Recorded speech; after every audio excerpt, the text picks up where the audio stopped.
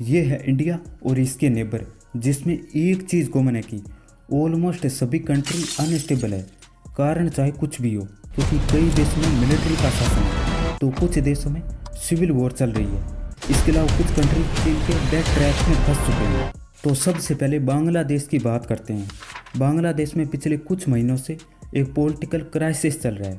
Prime minister Sheikh Hasina इस्तीफा देकर भारत आ चुकी है और बांग्लादेश की अंतरिम गवर्नमेंट का चीफ एडवाइज़र मोहम्मद यूनुस को अपॉइंट किया।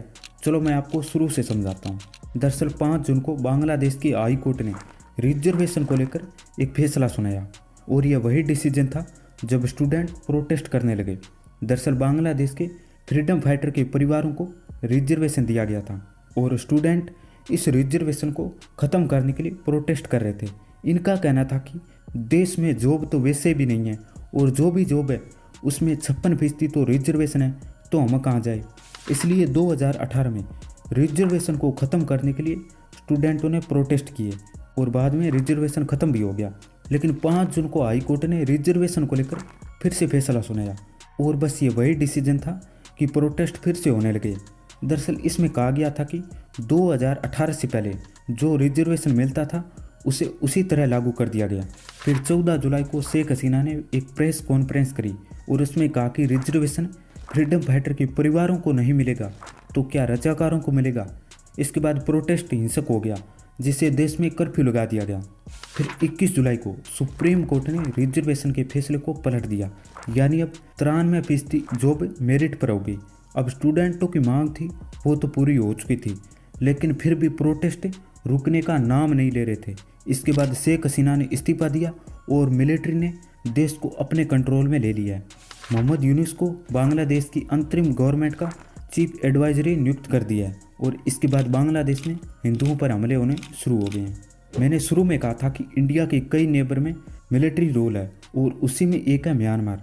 1948 में बर्मा को इंडिपेंडेंस मिली और इसके बाद बर्मा में डेमोक्रेसी की शुरुआत हुई, लेकिन जो ज़्यादा समय नहीं चली। दरअसल 1962 में नेवी ने मिलिट्री को कर दिया और अगले 26 सालों तक इन्होंने शासन किया। लेकिन इनकी गलत पॉलिसियों के कारण म्यांमार की इकोनॉमी एकदम चौपट हो गई। इस कारण 1988 में म्यांमार के अंदर मिलिट्री के खिलाफ भयंकर प्रोटेस्ट हुए और 1990 में म्यांमार में जनरल इलेक्शन हुए, जिसमें national league for democracy NLD को पूर्ण बहुमत मिला। लेकिन आर्मी ने रिजल्ट को मानने से इनकार कर दिया और 1989 से 2010 तक इन 21 सालों में 15 सालों तक आंग सान सूकी को हाउस अरेस्ट कर दिया गया। और इसके बाद 2015 में म्यांमार में जनरल इलेक्शन हुए और NLD को पूर्ण बहुमत मिला। इसके बाद 2020 में फिर से इलेक्शन हुए और इसमें भी NLD को पूर्ण बहुमत मिला। लेकिन 1 फरवरी 2022 को म्यांमार आर्मी ने मिलिट्री को कर दिया और फिलहाल म्यांमार पर मिलिट्री का शासन है। वही म्यांमार की अनस्टेबिलिटी का कारण है, दरअसल म्यांमार की मेजोरिटी जो बर्मीज कम्युनिटी है उनका सभी माइनॉरिटी कम्युनिटी के साथ डिस्प्यूट है। और म्यांमार की इस अनस्टेबिलिटी में चीन का भी एक बड़ा योगदान है, क्योंकि चीन इन इंसर्जेंट ग्रुपों को हथियार देता है ताकि कम से कम म्यांमार में अनस्टेबिलिटी बनी रहे। फिर चीन म्यांमार के थ्रू बे ऑफ बंगाल में आ सके, इसलिए चीन म्यांमार इकोनॉमिक कॉरिडोर की शुरुआत करी, क्योंकि चीन मलक्का स्टेट के ऑल्टरनेटिव रूट के रूप में CPEC और CMSC को देखता है। पाकिस्तान जो अनस्टेबल कंट्रियों का सबसे बड़ा एग्जाम्पल है, क्योंकि पाकिस्तान के बनने से अब तक 33 सालों तक मिलिट्री का शासन रहा है और इनडायरेक्टली तो पाकिस्तान आर्मी का ही शासन चलता है, क्योंकि पाकिस्तान में कहा जाता है कि पाकिस्तान में इलेक्शन नहीं सिलेक्शन होता है, यानी पाकिस्तान आर्मी जिसको चुनती है PM वही बनता है। अनस्टेबल पाकिस्तान की शुरुआत पाकिस्तान बनने से ही शुरू हो गई थी, जब पाकिस्तान ने खुद पर ध्यान देने की बजाय जंग शुरू कर दी। जब कश्मीर भारत का हिस्सा बन गया तब पाकिस्तानी प्राइम मिनिस्टर लियाकत अली खान के खिलाफ मिलिट्री कू की कोशिश की गई, जिसे रावलपिंडी साजिश कहते हैं। हालांकि ये मिलिट्री कू की कोशिश तो नाकाम रही, लेकिन 1958 में अयूब खान ऐसा करने में सफल रहे। फिर याया खान के समय ईस्ट पाकिस्तान बांग्लादेश बन गया। जुल्फिकार अली भुट्टो के खिलाफ जियाउल हक ने मिलिट्री कू कर दिया। वही नवाज शरीफ के खिलाफ परवेज मुशर्रफ ने मिलिट्री कू कर दिया। पाकिस्तान के बनने से अब तक पाकिस्तान का कोई भी ऐसा प्राइम मिनिस्टर नहीं हुआ जिसने अपना कार्यकाल पूरा किया हो, तो देश तो अनस्टेबल होगा ही। तब पाकिस्तान आर्मी ने धीरे धीरे देश में जड़ें जमानी शुरू कर दी। आज पाकिस्तान आर्मी दुनिया की एकमात्र आर्मी है जो बिजनेस करती है इस कारण पाकिस्तान जनता तो गरीब होती जा रही है, लेकिन आर्मी लगातार अमीर हो रही है। अफगानिस्तान जो पिछले 3-4 दशकों से सिविल वॉर में फंसा हुआ है। दरअसल जब 1919 में अफगानिस्तान को इंडिपेंडेंस मिली तो जहीर शाह शासक बने और इसके बाद अफगानिस्तान में शोर रेवोल्यूशन हुआ और नूर मोहम्मद तारिकी अफगानिस्तान के प्रेसिडेंट बने। तो जो जहीर शाह ने मॉडर्नाइजेशन के काम शुरू किए थे उन्हें चालू रखा, जिसका विरोध भी होने लगा। वहीं उस समय अफगानिस्तान में पीडीपीए का शासन था और इनका झुकाव सोवियत संघ की तरफ था। वहीं उस समय कोल्ड वॉर भी चल रहा था, तो अमेरिका ने उन लोगों को हथियार देने शुरू कर दिए जो सरकार के खिलाफ थे, जो मॉडर्नाइजेशन के खिलाफ थे। वहीं इस समय पीडीपीए में भी आपस में सत्ता के लिए संघर्ष चल रहा था। तो सोवियत संघ को अब अफगानिस्तान अपने हाथों से निकलता नजर आ रहा था। इसलिए 25 दिसंबर 1979 को सोवियत संघ ने अफगानिस्तान पर हमला कर दिया और ये सोवियत अफगान वॉर 10 साल तक चलता रहा, क्योंकि अफगानिस्तान की जियोग्राफी रेड आर्मी के लिए सबसे बड़ी समस्या थी। वहीं यूएसए इन मुजाहिदीनों को हर तरफ से मदद कर रहा था। इस कारण यूएसएसआर को आखिरकार हार कर ही लौटना पड़ा। फिर अफगानिस्तान की सत्ता के लिए मुजाहिदीन आपस में लड़ने लगे। इस कारण अफगानिस्तान में सिविल वॉर शुरू हो गया, जिसमें सबसे ताकतवर ग्रुप उभरा तालिबान। वहीं जब यूएसए पर 9/11 का हमला हुआ तो 9/11 के मास्टरमाइंड बिन लादेन को पकड़ने के लिए यूएसए और नेटो ने अफगानिस्तान पर हमला किया और अगले 20 सालों तक यानी 2021 तक नाटो ट्रूप्स यहीं मौजूद रहे। फिर भी तालिबान को ख़त्म नहीं कर पाए और आखिरकार फरवरी 2021 को तालिबान के साथ यूएसए दोहा एग्रीमेंट करके अफगानिस्तान से निकल गया। फिर 15 अगस्त 2021 को तालिबान ने फिर से अफगानिस्तान पर कब्जा कर लिया और आज अफगानिस्तान पर तालिबान का ही शासन है। श्रीलंका आज अपने सबसे बुरे दौर से गुजर रहा है, क्योंकि श्रीलंका में इकोनॉमिक क्राइसिस चल रहे हैं और इस क्राइसिस के वैसे तो कई कारण हैं, जिसमें सबसे बड़ा रीजन है ओवर डिपेंडेंस टूरिज्म। देखो, श्रीलंका वैसे तो एक छोटा सा देश है, लेकिन यह खूबसूरत देशों में से एक है, इसलिए दूर दूर से लोग श्रीलंका में घूमने के लिए आते हैं। इस कारण जहाँ 1995 में श्रीलंका में टूरिज्म इंडस्ट्री का योगदान $369 मिलियन था, वो 2018 तक बढ़कर $5.6 बिलियन हो गया। लेकिन फिर अगले साल कोविड के चलते टूरिस्टों ने श्रीलंका में आना बंद कर दिया।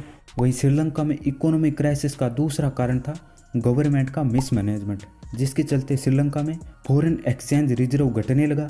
तो राजपक्षे गवर्नमेंट ने केमिकल फर्टिलाइजर की इंपोर्ट पर ही रोक लगा दी, ताकि श्रीलंका को 100% ऑर्गेनिक फार्मिंग वाला वर्ल्ड का फर्स्ट कंट्री बनाया जा सके। लेकिन जब किसानों को फर्टिलाइजर ही नहीं मिला तो फसलों में भारी गिरावट आई। फिर नवंबर 2021 को ये बैन हटा तो दिया, लेकिन तब तक बहुत देर हो चुकी थी।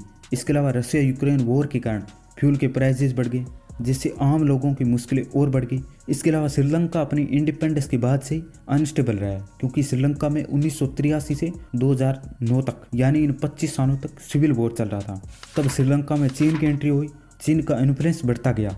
इसके अलावा राजपक्षे गवर्नमेंट ने हम्बनटोटा पोर्ट, जो एक शिपिंग टाउन था, उसे मेजर पोर्ट बनाने के लिए चीन से कर्ज लिया। लेकिन जब कर्ज वापस नहीं चुका पाए तो चीन ने हम्बनटोटा पोर्ट को 99 साल के लिए लीज पर दे दिया।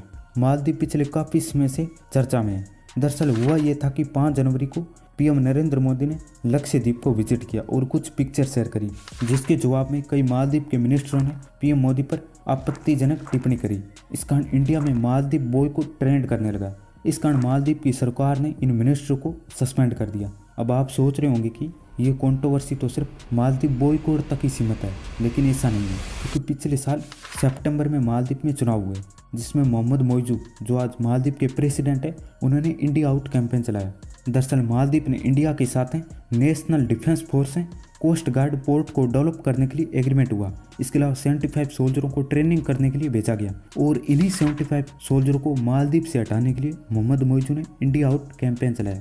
लेकिन सोचने की बात है, आखिर इतने से सोल्जरों से दिक्कत क्या है, क्योंकि मोहम्मद मोइजू प्रो चाइना है। वहीं जब से मालदीव के प्रेसिडेंट मोहम्मद मोइजू बने हैं, तब से इंडिया मालदीव के रिलेशन खराब हो गए हैं। आज भले ही मालदीव में इंडिया आउट कैंपेन चल रहे हैं, लेकिन भारत ने मालदीव की हर मुश्किल घड़ी में मदद करी है। इस कारण मालदीव की डिफेंस मिनिस्टर मारिया अहमद ने कहा कि इंडिया हमारे लिए 911 कॉल की तरह काम करता है और जब भी हमें ज़रूरत होती है तो भारत से मदद मांगते हैं। मालदीव में जब तक ये गवर्नमेंट रहेगी, तब तक हम मान सकते हैं कि मालदीव में एंटी इंडिया गवर्नमेंट है। नेपाल जो इंडिया और चीन के बीच लैंडलॉक कंट्री है और भारतीय नेपाल का सबसे बड़ा ट्रेड पार्टनर है, लेकिन पिछले कुछ सालों से इंडिया और नेपाल के बीच रिलेशन काफ़ी खराब हो गए हैं। दरअसल सितंबर 2015 में नेपाल में नया संविधान लागू हुआ, लेकिन नेपाल के इस नए संविधान के खिलाफ मधेसी कम्युनिटी ने प्रोटेस्ट किया, क्योंकि नेपाल के इस नए संविधान में सिटीजनशिप को लेकर नए कानून इस कम्युनिटी के अगेंस्ट में थे। तो प्रोटेस्ट के कारण वायलेंस बढ़ने लगा। वहीं भारत और नेपाल का ओपन बॉर्डर होने के कारण इंडिया को डर था कि कहीं ये वायलेंस भारत में भी फैल सकता है, इसलिए इंडिया ने पूरा नेपाल बॉर्डर ही ब्लॉक कर दिया। तो नेपाल में फ्यूल क्राइसिस शुरू हो गई और चीन ने इसी मौके का फायदा उठाया और बाद में नेपाल के पीएम चीन गए और 2017 में नेपाल चीन के BRI प्रोजेक्ट में शामिल हो गया। इसके अलावा नेपाल में इकोनॉमिक क्राइसिस का मेन रीजन है दशकों से चली आ रही पॉलिटिकल अनस्टेबिलिटी, और इस तरह इंडिया के ऑलमोस्ट सभी नेबर अनस्टेबल है।